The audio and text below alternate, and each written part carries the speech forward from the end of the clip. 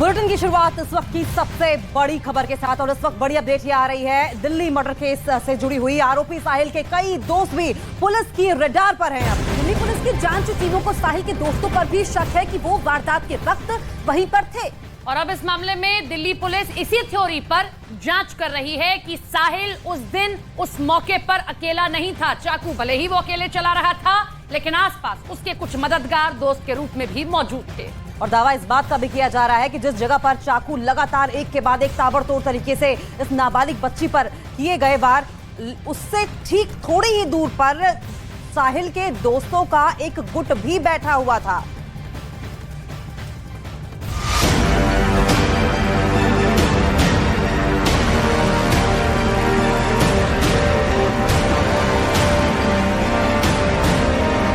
इंसाफ चाहिए, जो है उसको पूरी जिंदगी की सजा या तो फांसी की सजा।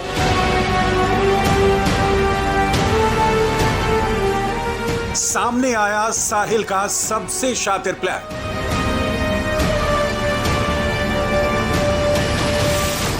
साहिल का बैकअप प्लान था तैयार।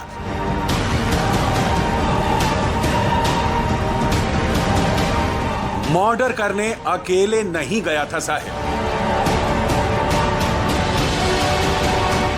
साहिल के इशारे का इंतजार कर रहे थे दोस्त। इशारा मिलते ही एक्टिव हो जाता बैकअप प्लान। दिल्ली के शाहबाद डेरी इलाके में हुई लड़की की निर्मम हत्या में बड़ा पर्दाफाश हुआ है। हत्या के जिस सीसीटीवी को देखकर पूरा देश दहशत में है, उसे साहिल ने अकेले अंजाम नहीं दिया था। जी हां, सही सुना आपने, साहिल ने इसके लिए फुल प्रूफ प्लान तैयार किया था। पुलिस को शक है कि साहिल ने जिस वक्त मर्डर किया उस वक्त उसके कई दोस्त बैकअप के लिए तैयार थे और वो दूर से ही पूरी वारदात पर नजर रख रहे थे। पुलिस को यह भी शक है कि वारदात के वक्त मौके पर मौजूद लोगों को साहिल के दोस्तों के होने का पता था, इसलिए वो मदद के लिए आगे नहीं आए। क्योंकि साहिल के सर्किल में कई ऐसे लड़के हैं जो पूरे एरिया में इकट्ठा होकर घूमते थे। उसके नए पनपते गैंग में कई ऐसे लड़के शामिल हैं जो रोजाना शाम को उसी इलाके के आसपास मंडराते थे जहां पर नाबालिग लड़की की हत्या को अंजाम दिया गया था। सूत्रों के मुताबिक दिल्ली पुलिस को आशंका है कि जिस वक्त साहिल बी ब्लॉक में घूम रहा था उस वक्त क्या इसके साथ ही लड़के भी आसपास मौजूद थे।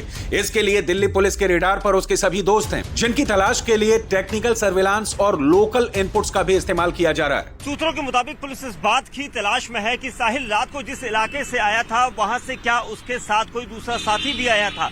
दिल्ली पुलिस की टीम ने उसके हम उम्र के कई लड़कों को भी पूछताछ में शामिल किया है, जो वारदात की रात को उस लोकेशन पर नजर आए थे।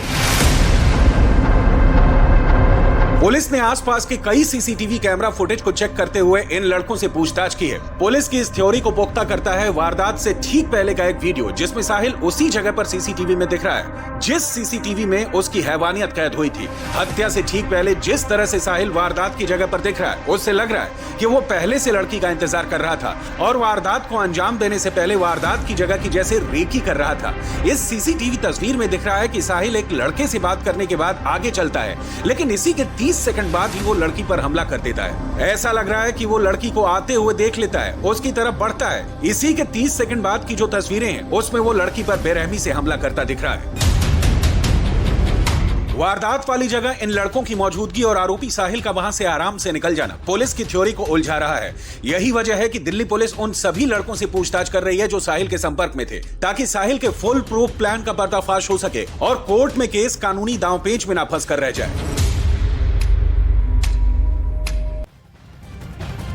और इस वक्त हमारे साथ लाइव मौजूद है मेरे सहयोगी दीपक बिष्ट। सीधे उनका रुख करते हैं। दीपक, अब पुलिस के रडार पर साहिल के दोस्त भी हैं।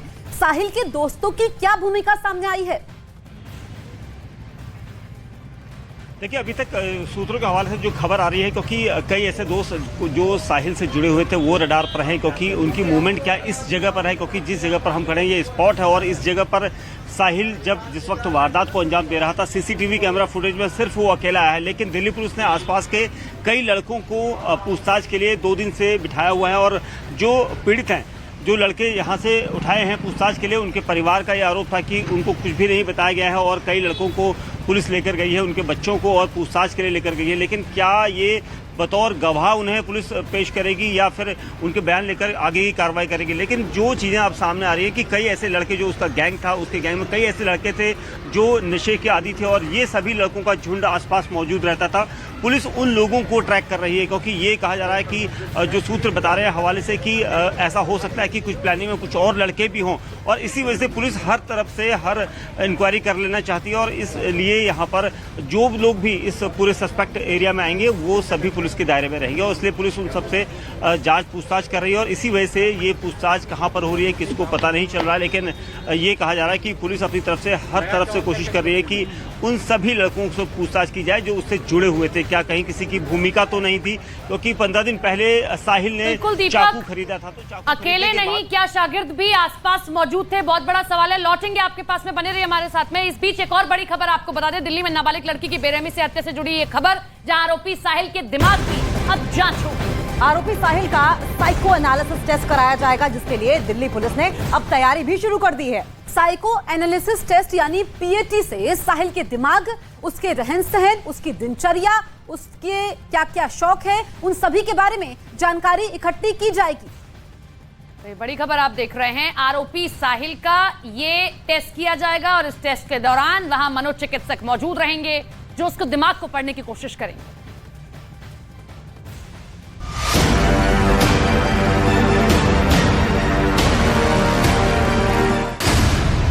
दिल्ली में हैवानियत से उठेगा पर्दा।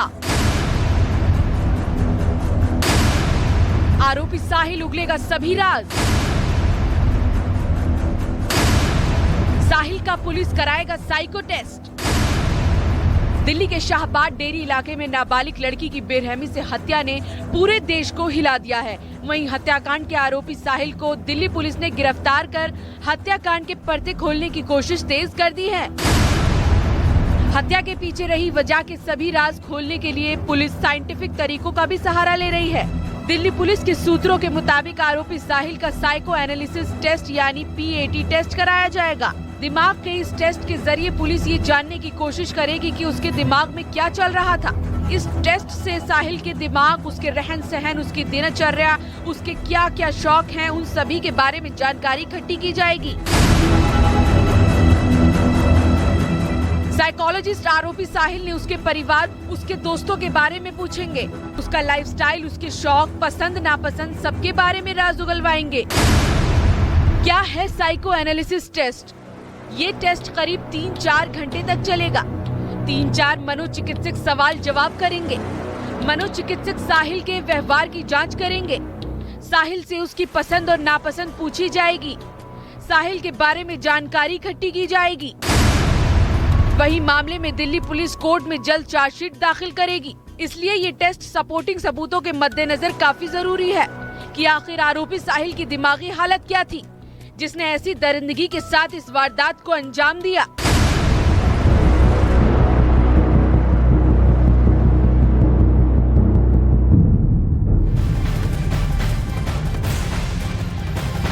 और एक बार फिर से दीपक का रुख कर लेंगे। दीपक, जिस हैवानियत के साथ इस शख्स ने उस नाबालिग की हत्या की है, एक आम इंसान, एक नॉर्मल इंसान कम से कम नहीं कर सकता। क्या यही बड़ी वजह है कि अब मनोवैज्ञानिक जांच भी बेहद जरूरी हो गई है? देखिए, जिस तरह से साहिल सोचता था, जिस तरह से उसकी दिनचर्या थी, जिस तरह से वो जाता था, आता था, उसके दिमाग में क्या चलता था, ये एक मनोवैज्ञानिक टेस्ट जो है इस चीज़ को पता करेगा। और उसको लेकर डॉक्टरों की एक टीम होती है जो 3 से 4 डॉक्टर होते हैं, वो इस टेस्ट को करते हैं। 3 से 4 घंटे लगते हैं। और ये बिल्कुल श्रद्धा हत्याकांड में भी आपका इसी तरह से टेस्ट कराया गया था। यानी दिमाग को पढ़ने के लिए ये टेस्ट जरूरी है क्योंकि जिस तरह से ब्रूटल उसने हत्या की थी और पूरी वारदात को अंजाम देने वक्त जिस तरह से सीसीटीवी कैमरा फुटेज में वो दिख रहा है कि किस तरह से चाकुओं के ताबड़तोड़ हथियार का इस्तेमाल कर रहा है, उसके अलावा पत्थर से वो मार रहा है, बुरी तरह से मारने को जब ये इस तरह का ब्रूटल मर्डर होता है तो पुलिस इसको उसके दिमाग की उपज को जो है पढ़ने की कोशिश करती है ताकि कोर्ट में जब रिपोर्ट लगाई जाए तो वो मजबूत गवाह या मजबूत सबूत के तौर पर उसको वहाँ पर रखा जा सकता है। और इसी वजह से इस टेस्ट को यहाँ पर किया जाना है और जल्द ही दिल्ली पुलिस इसके लिए तैयार हो रही है। ठीक है दीपक, आप नजर बनाए रखिए, आगे आपसे अपडेट लेंगे। उधर सूत्रों के हवाले से दिल्ली मर्डर केस में बड़ी खबर सामने आ रही है। बताया गया कि हत्या वाले दिन यानी 28 मई को साहिल और लड़की के बीच सुबह 7:19 पर 2 बार वीडियो कॉल पर बातचीत हुई। इसके बाद लड़की ने साहिल को 2 ऑडियो मैसेज कर तंज कसा था और कहा था कि बड़ा बदमाश बन रहा था, अब कहां चली गई बॉसगिरी। बताया ये भी जा रहा है कि लड़की ने साहिल को ये मैसेज तब किया जब उसके ही एक दोस्त ने साहिल को धमकी दी थी। हत्या से एक दिन पहले भी लड़की और साहिल के बीच लंबी बातचीत हुई थी।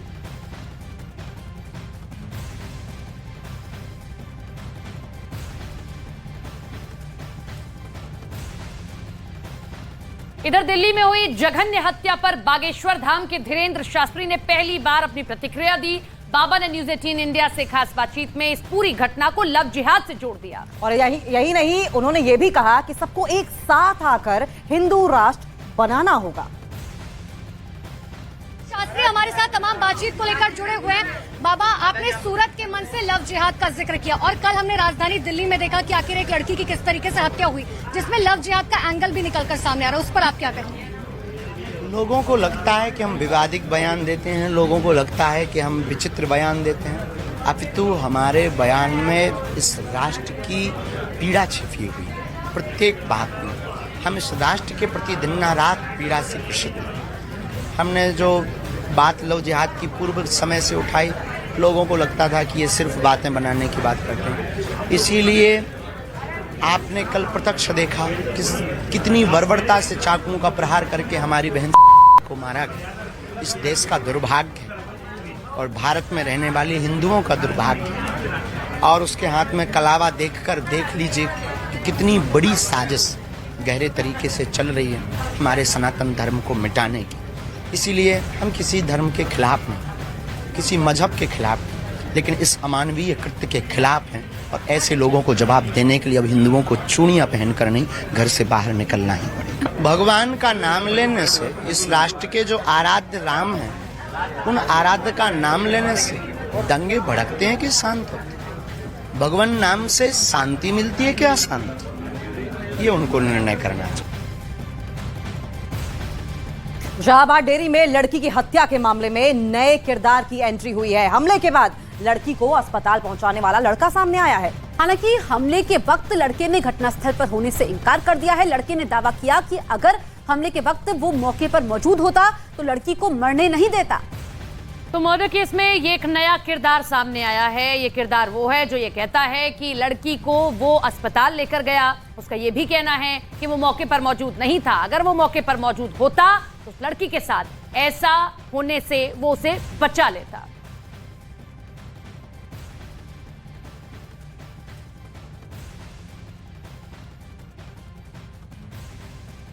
दोनों करीबी, उनका ये कहना है कि झबरू और साथ में एक लड़की जिसका नाम बताया जा रहा है, दोनों मिलकर धमकाने के लिए साहिल के पास पहुंचे। धमकाया किसी को नहीं। अब देखो, ऐसे फंसाने के लिए तो दुनिया बातें बनाती है कि हम मर रहे हैं तो इसको भी मरवाएं। ठीक है, ये तो दिल्ली की रिवाज है। एक मर रहा तो दूसरे को लेके डूबे हम। ऐसा कुछ नहीं था। हम उससे मिले थे, वो यहाँ पे 15-17 लड़के लेके खड़ा था।